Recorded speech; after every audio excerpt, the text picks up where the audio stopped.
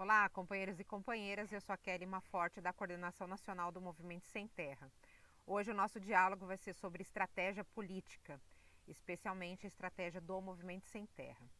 Importante situar, quando nós mencionamos a questão estratégica, que nós estamos lidando com algo que é aplicado à política, mas vem especialmente de uma terminologia utilizada num contexto de guerra. E a estratégia, ela sempre, neste contexto de guerra, ela deve estar associada não diretamente a um objetivo, mas especialmente à forma para se alcançar determinado objetivo. Por isso que é um equívoco muito comum dizer que estratégia e objetivo é a mesma coisa e repetir este mesmo equívoco na política. Mas é importante distinguir, porque quando nós falamos que o objetivo de uma determinada ação militar é ganhar uma guerra, significa a gente também desenvolver um plano estratégico ou uma estratégia para poder alcançar este objetivo, né? E este plano estratégico, ele tem a ver também com uma combinação de diversas táticas. Estratégia política foi sendo também utilizada na terminologia dos movimentos sociais, dos partidos, dos sindicatos, do bloco de esquerda, do campo progressista, para poder determinar um plano estratégico. No Brasil, a classe trabalhadora já teve diversas estratégias e nós podemos dizer que uma estratégia ela nunca é de um grupo político apenas. Não dá para um movimento ou um partido ou um sindicato desenvolver uma estratégia que tenha ressonância na classe trabalhadora ou que tenha sentido nas mediações da classe, que são as organizações dos trabalhadores e trabalhadoras. Estratégia, ela sempre é uma articulação de um determinado bloco político que acaba ganhando hegemonia num determinado período histórico. Se nós formos pensar o período recente da nossa história, do final da ditadura militar, da luta contra a ditadura, né, e o surgimento das organizações depois deste período, nós vamos nos encontrar com uma estratégia conhecida como a estratégia democrático-popular. É dessa estratégia democrático-popular que se originou o Movimento Sem Terra, a Central Única dos Trabalhadores, o Partido dos Trabalhadores e também com algumas mediações do ponto de vista da religião, especialmente na Igreja Católica, com a Igreja Progressista da Teologia da Libertação, que antes, até dos anos 80, nos anos 70, desenvolvia um processo importante de organização. E também a gente vai ver várias organizações que estão na base, né, do surgimento destes movimentos, que é movimento, é uma articulação sindical e é também um partido político. Essa estratégia democrático-popular, ela se refere basicamente a uma combinação de duas táticas fundamentais. A tática do trabalho de base, do trabalho com as massas, do processo de agitação de massas também por meio de greves, de ocupações de terra, todo o processo de mobilização popular, unido à tática de disputa institucional do Estado, para poder também provocar as mudanças por dentro do Estado, mas para que essas mudanças pudessem fortalecer o movimento popular. Essa estratégia democrático-popular, ela hegemonizou uma boa parte da esquerda brasileira durante os anos 80 e 90. E é muito difícil falar da estratégia do MST sem mencionar essa estratégia política maior. Ocorre que essa estratégia, ela também tinha como fundamento a questão da gente poder fazer um processo de mobilização, seja dentro do Estado, seja no movimento popular, que pudesse pressionar pela realização de reformas. Reformas que são reformas contraditórias ou reformas contrárias, né, à classe dominante. E esse processo de precipitação, de luta por reformas poderia culminar em mudanças estruturais na sociedade brasileira. O Florestan Fernandes foi uma pessoa que contribuiu muitíssimo para poder teorizar sobre a questão da tese das reformas em atraso, entre elas a reforma agrária. No entanto, nós fomos vendo no decorrer da história brasileira, que falando do tema agrário, né, para poder entrar no tema da estratégia do MST, que aquilo que a gente chamava de reformas em atraso, entre elas a reforma agrária, na realidade foi se comprovando na história como uma reforma que ficou para trás. Isso porque da teorização de Florestan Fernandes a partir da realidade, ele acreditava que a burguesia brasileira não havia feito reformas que são reformas próprias do desenvolvimento capitalista. E essas reformas, né, em atraso, elas deveriam ser tensionadas pelo povo, pelas pessoas que mais necessitam da realização dessas reformas, no caso da reforma agrária, os trabalhadores e trabalhadoras sem terra, e dessa tensão poderia haver essas mudanças. Na história brasileira, a gente teve um período, né, na história agrária brasileira, a gente teve um período muito grande, que foi aquele período nos anos da ditadura militar, onde foi implantado um modelo que é o modelo da chamada Revolução Verde. Este modelo da Revolução Verde, ele foi responsável por poder desenvolver uma enorme migração essa muitas vezes forçada do polo, né, rural para o urbano. Nós fizemos isso num tempo recorde, aumentando vários problemas sociais nas cidades e a forma de pensar essas cidades cada vez mais marcadas pelo privilégio de classe, e também desenvolvendo um campo que é um campo baseado, né, numa agricultura, né, uma característica de agricultura de agroexportação, poucas culturas sendo cultivadas e um forte utilização de maquinário, né, de pouca utilização de força de trabalho, e a força de trabalho existente na época também extremamente explorada, e também o uso intensivo de agroquímicos, advindos aí de toda uma cultura de guerra, especialmente depois da Segunda Guerra Mundial. Este modelo da Revolução Verde, que aqui no Brasil teve um auge, né, muito forte durante os anos da ditadura militar, ele entra em crise nos anos 80, com a crise econômica geral, e no final dos anos 90, início da década de 2000, ele é novamente ativado pelo capital, que acaba desenvolvendo o que a gente conhece hoje por agronegócio. O agronegócio é este modelo exportador de commodities agrícolas e minerais que hegemoniza o campo brasileiro e impõe também uma realidade que cada vez mais a tese da reforma agrária em atraso, como parte do desenvolvimento capitalista, vai ficando na história brasileira como algo não apenas em atraso, mas algo que ficou para trás, algo que não será realizado dentro de um processo de completude ao desenvolvimento capitalista, tal como foi em outros países no mundo. Portanto, a luta pela terra e a luta pela reforma agrária, que desde a sua origem aqui no Brasil está relacionada a uma confrontação à propriedade privada, ela vai assumindo contornos cada vez maiores. E hoje, ocupar um latifúndio significa se defrontar diretamente contra grandes empresas transacionais, conglomerados, que são uma personificação também das forças do capital. Antes já era, mas foram agregados novos elementos com o advento do que a gente chama de agronegócio. E isso ocorreu no final dos anos 90 e início dos anos 2000. Estas questões objetivas, elas obviamente têm uma influência muito grande sobre os instrumentos organizativos que lutam pela terra e pela reforma agrária.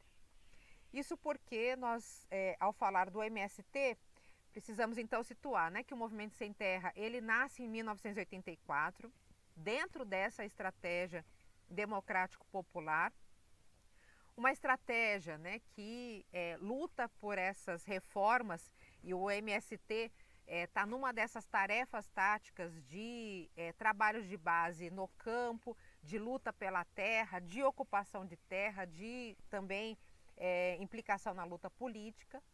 E esse caldo de lutas promovido pelo MST, promovido pelas greves operárias, promovidas por outros movimentos populares, né, também vai conformando essa estratégia democrática popular.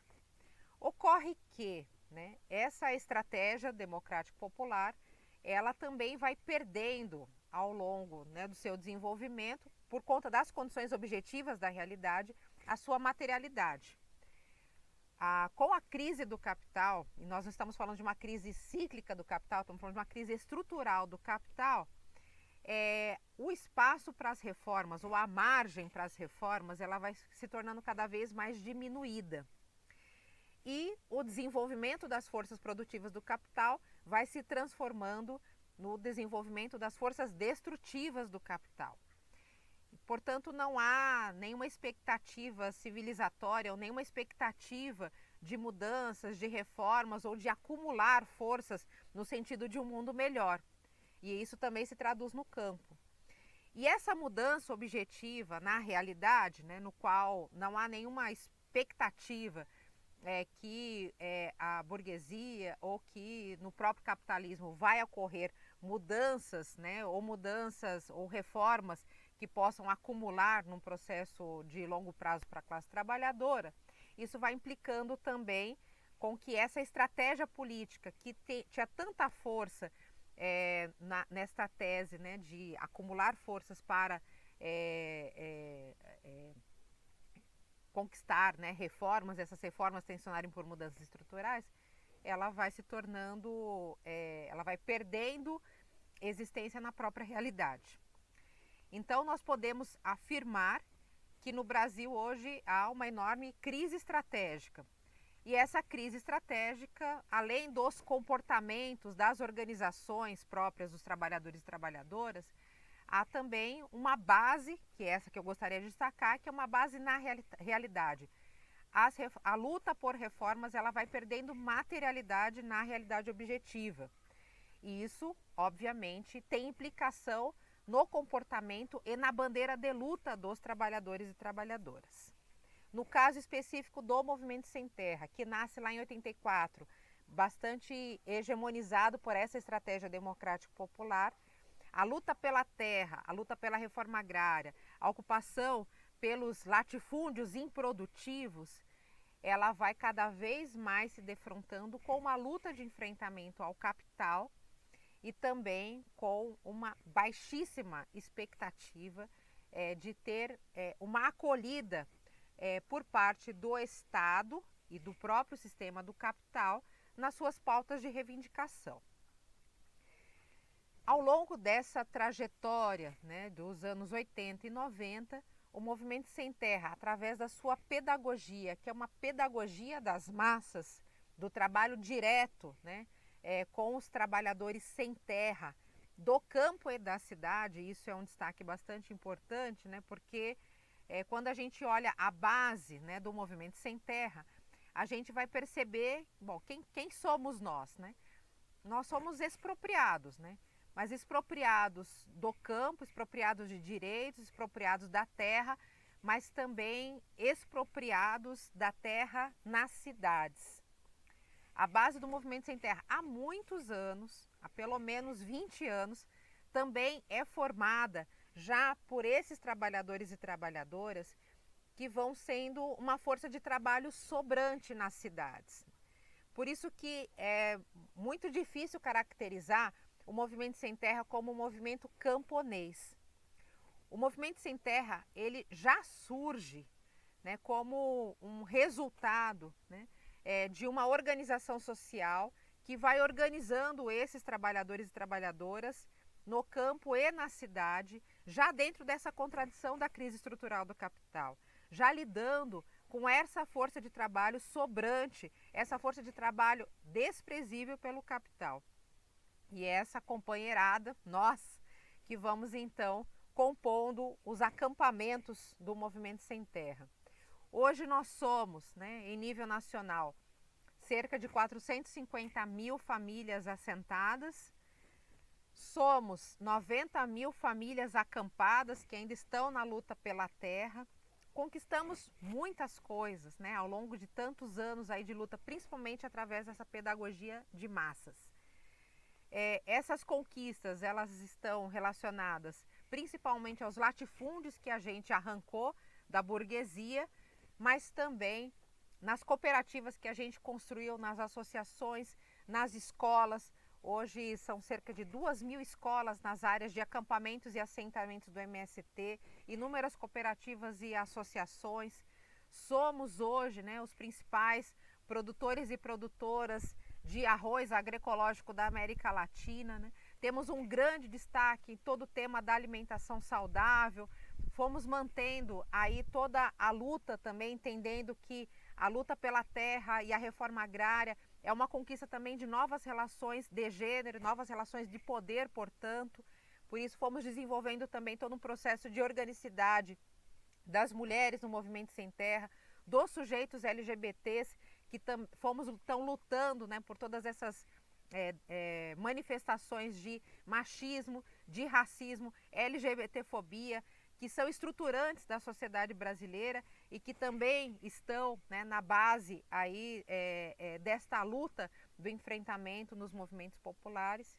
E dessas inúmeras conquistas que nós fomos tendo no Movimento Sem Terra, nós também fomos, então, nos deparando com questões que são questões que são próprias do que a gente poderia considerar de crise estratégica na atualidade.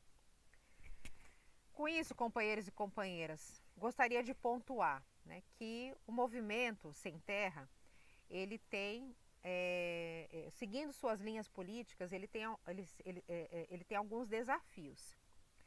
Esses desafios eles passam basicamente por 3 eixos: trabalho de base, formação política e ideológica e lutas de massas. Nós poderíamos resumir a contribuição do MST para um reposicionamento estratégico da classe trabalhadora a partir desses 3 grandes desafios. E é isso que persegue o Movimento Sem Terra. Trabalho de base como uma questão fundamental, não somente para a gente poder identificar os trabalhadores e trabalhadoras que querem ir para a terra, mas o trabalho de base como uma pedagogia das massas, que é fundamental a gente poder retomar, não só o MST, mas todas as organizações políticas dos trabalhadores e trabalhadoras. O segundo eixo da formação, esse eixo do desafio da formação política e ideológica. O Movimento Sem Terra acredita que é preciso a gente trabalhar a questão da formação política como eixo central para os trabalhadores e trabalhadoras. É por isso que nós construímos em 2005 a nossa Escola Nacional Florestan Fernandes, que nós nos orgulhamos de, ao longo desses anos todos da Florestan Fernandes, ter passado pelo menos 25 mil trabalhadores e trabalhadoras do Movimento Sem Terra, do Brasil, de outras organizações e principalmente de outros países. O Movimento Sem Terra tem uma articulação importante, que é uma articulação que funciona também em nível internacional, e essa articulação ela também se expressa na formação política. E aí nós desenvolvemos lá na Florestan Fernandes cursos, inclusive em outros idiomas, nos temas da formação política, para possibilitar que outros companheiros e companheiras de outras organizações possam estar também no nosso espaço. Cursos no idioma espanhol, cursos no idioma francês, no idioma inglês, de diferentes países, para que outros companheiros e companheiras possam estar ali também trocando, intercambiando com o Movimento Sem Terra. E o eixo das lutas de massas. Lutas de massas que são a única possibilidade da gente poder produzir as mudanças estruturais do nosso país. Esses 3 desafios, trabalho de base, formação política e lutas de massas, ele constitui uma espécie de posicionamento político em relação à estratégia. E com isso eu já gostaria de ir finalizando. Eu pontuei aqui que nós vivemos uma grande crise estratégica, né? E essa crise estratégica, obviamente, ela não tem relação somente com o Brasil, mas ela está colocada como um desafio para todos os instrumentos organizativos da classe trabalhadora no mundo. A gente vive uma crise do capital, que é uma crise na economia, na política, com efeitos sociais dramáticos e também uma crise ambiental fundamental. Aquilo que a gente considerou, né, do ponto de vista da tradição de esquerda como classe trabalhadora, sofreu enormes mudanças. E mudanças que têm a ver com uma reestruturação produtiva liberada e promovida pelo capital para poder enfrentar as crises liberadas pelo próprio capital. Então, é da natureza desse sistema liberar muitas crises. E essas crises, e mais do que isso, a crise estrutural do capital, ela vai intensificando as formas de exploração sobre os bens naturais e sobre a exploração dos trabalhadores e trabalhadoras. Por isso que hoje todas as organizações que lutam por reforma agrária, reforma urbana, por moradia, por direito ao alimento, por mudanças na política, elas devem se preocupar de também organizar esses trabalhadores e trabalhadoras que não necessariamente estão naquilo que a gente convencionou entender e chamar de classe trabalhadora. A classe trabalhadora nunca foi um bloco homogêneo, mas agora mais do que nunca, esses elementos que são constitutivos da diversidade da classe trabalhadora, eles se apresentam, eles se impõem na realidade com mais força. É por isso que o elemento de classe, ele deve estar tão relacionado à questão de gênero, ao tema da diversidade sexual, ao tema racial, étnico e também à questão geracional. Essas intersecções, elas devem ser colocadas em primeiro plano para a gente poder pensar nos desafios estratégicos da organização da classe trabalhadora na atualidade. Precisamos entender que a classe trabalhadora é múltipla e diversa. Precisamos entender que a classe trabalhadora não está nos meios tradicionais que a gente convencionou chamar de chão de fábrica. O chão de fábrica são as comunidades periféricas. O chão de fábrica é a periferia do capital que está no campo e na cidade. E o nosso desafio é organizar esses trabalhadores e trabalhadoras. O Movimento Sem Terra não tem uma estratégia, porque não é possível uma única organização ter uma estratégia. Mas o Movimento Sem Terra tem um posicionamento político diante da estratégia. E esse posicionamento político, ele perpassa a combinação desses três grandes desafios: trabalho de base, formação política e ideológica e lutas de massas. Agora, nesses tempos tão duros de pandemia, na qual o capital expõe as suas vísceras, nós, mais do que nunca, precisamos atualizar o nosso posicionamento político e também contribuir com a construção de uma estratégia, que seja uma estratégia dos trabalhadores e trabalhadoras. Todas as armas são boas, todas as táticas, se estiverem subordinadas a uma estratégia política cujo objetivo seja a mudança estrutural da sociedade, são bem-vindas e devem ser articuladas.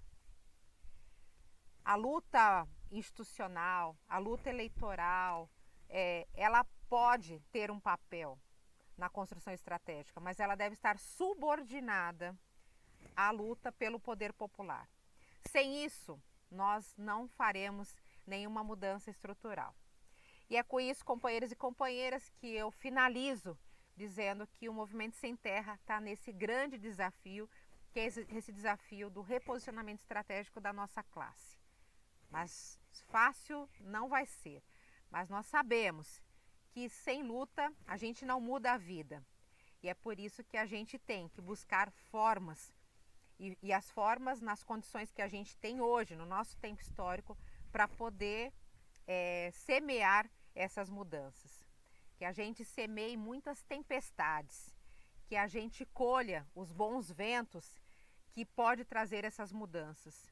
e que a gente de fato possa fazer com que a classe trabalhadora, essa classe trabalhadora na atualidade, ela possa de fato chegar ao seu objetivo de uma mudança estrutural da sociedade. A sociedade capitalista não nos interessa. A sociedade capitalista nos escraviza. A sociedade capitalista vai nos remontar a formas arcaicas que nós achávamos que já até tivéssemos superado. Por isso, companheiras e companheiras, continuemos nos organizando, fazendo muito trabalho de base, muita luta política, muita formação também política para a gente poder cultivar essas mudanças.